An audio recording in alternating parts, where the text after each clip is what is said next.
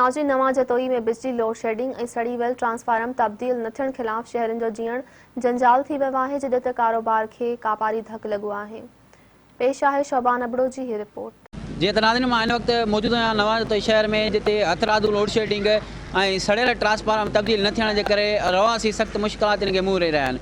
अचो त वधीक ॻाल्हि ॿोल कंदासीं हितां जे रवासियुनि खां ऐं मौजूदु माण्हुनि खां त वधीक हुननि जो छा चवणु आहे। मसलो इहो आहे त गर्मियुनि जे सीज़न शुरू थियण सां ई नवां जतोई में लाइट जी हथरादू लोडशेडिंग जो आज़ार तमामु घणो वधी वियो आहे।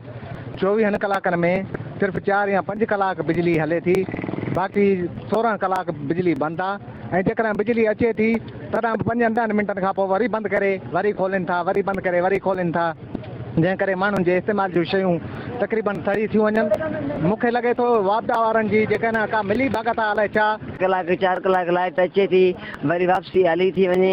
असांजी ड्रिप फ्रिजूं सड़ी विया आहिनि, चार्जर सड़ी विया आहिनि, असांजा यूपीएस सड़ी विया आहिनि। ऐं असांजो हुन ॻाल्हि आहे बिल जो टाइम अचे थो, उहो लाइट जो बिल अचे थो, वापदार बार बार भॻा बीठा आहिनि। ऐं इन शहर नवां जतोई जी का बि सहूलियत न आहे।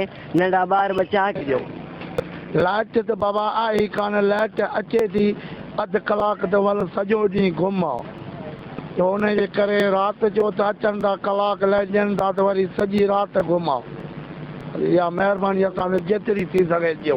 आख़िरी हिननि सां मसइलो आहे छा? अचे थी कलाक 2 कलाक सो बि झटकनि में अचे थी, 10 मिंट वरी वई, वरी 15 मिंट आई वरी वई, वरी 20 मिंट आई वरी वई। बिलनि जे लाइ साईं ईअं बीठा आहिनि छा? कुआड़ियूं तव्हांखे हणूं, हिकिड़ो वञे थो ॿियो अचे थो, हिकिड़ो वञे थो ॿियो अचे थो। अॻु में कुंडियूं हुयूं, ॿियो सिस्टम हुयो, हाणे त ॻाल्हि कान्हे का।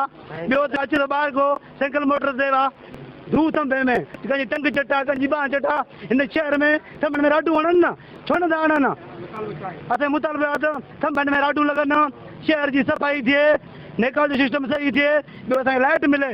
जे नथी मिले त पोइ असां तमामु नवां जतोई शहर में बिजली जो आज़ार तमामु वधी वियो आहे। लोडशेडिंग तमामु घणी थी वई आहे ऐं जेको 24 कलाकनि मां हिते सरासरी 6 खां 7 कलाक बिजली थी बक़ाया तमामु लोडशेडिंग आहे।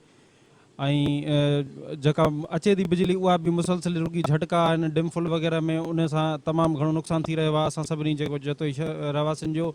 सो असां मुतालबो कयूं था जेको आहे सो वापदा इंतिज़ामिया खां त हिन जेका अणे नाले हथरादू लोडशेडिंग आहे इन ते ज़ाब्तो आंदो वञे, न त ॿी सूरत में जेको आहे सो असां एहतिजाजी जी काल बि ॾेई सघूं था शहरी, ऐं असांखे इन तरफ़ जेको आहे सो मजबूर बि न कयो।